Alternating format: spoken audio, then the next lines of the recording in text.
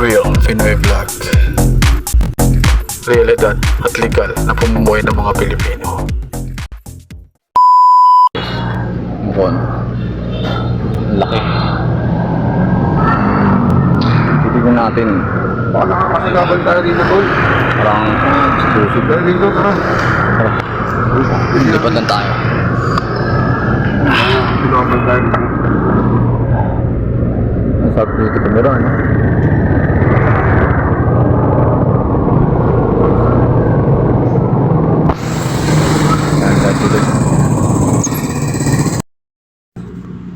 Siya guys, exclusive. Parang semi-exclusive, no? Alam mo, ano eh. Manila River, ano? Manila River City. Oh. Ayos din. So, patay na tayong konti para ma-meet natin yung may-ari kasi nga ewan ko kung nagarito ba talaga yun o baguhan lang kasi hindi niya alam yung rules and regulation na bawal na raw pagkagabi magpapasok ng outside at magmumupula. Tingnan natin kung legit yung kausap namin. Yan kami. Palit ko yun. Yung bunso. Kapatid na.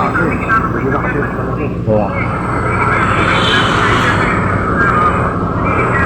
Nararamdaman ko yung sira ng TV. Parang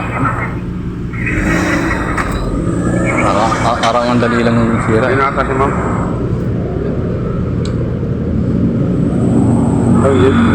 Ma'am, nandito po kami sa may gate, ma'am.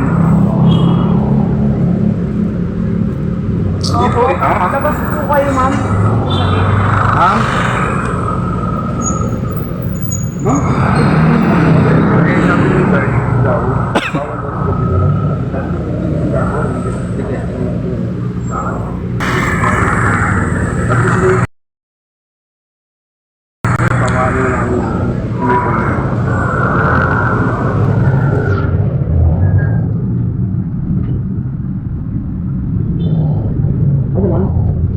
Ma'am, ano? Sunod ko na lang magkaba. Kasi okay. Baka mamaya okay na kontak pa kayo. Sunod ka lang. Ano? Ano, masabi ko na eh. Hindi mo nagsimala? Ha?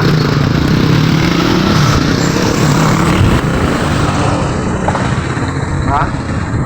Mamaya na lang. Balita ko kayo kung pwede mangyari. Oo, ano nangyari. Patutuloy ba yung usapan? Bali, guys, Bye. good evening. Apo. Ganito na lang mangyari. So, bibigyan na lang yung adapter kung okay na kasi baka yung sa adapter lang yung problema. Pero para testing pamangkin niya.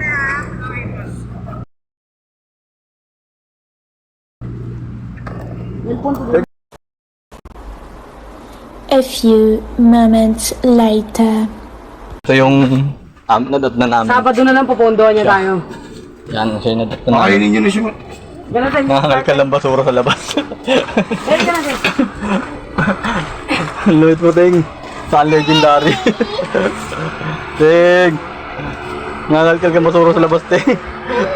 Ay, yung sakit. Parang ako tinatrangkas. Ting! Oh, Dede! Dede? Oh, wala na naman, Dede. Gusto niya na magsalita eh. Gutom na siya, gutom na yan. Baka ko yan Ang takaw, ang takaw. Ang takaw.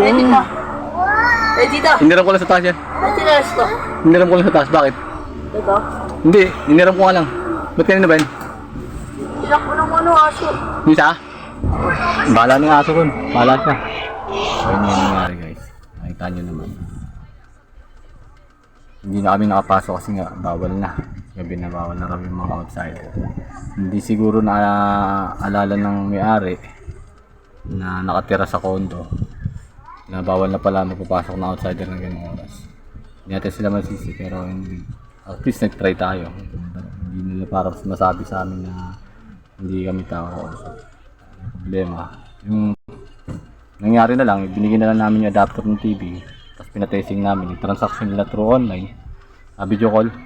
Nung sinaksak na lang yung TV, nung tinesting na nila yung adapter, may diferensya yung unit din ng TV. So, ang ganito lang tayo guys.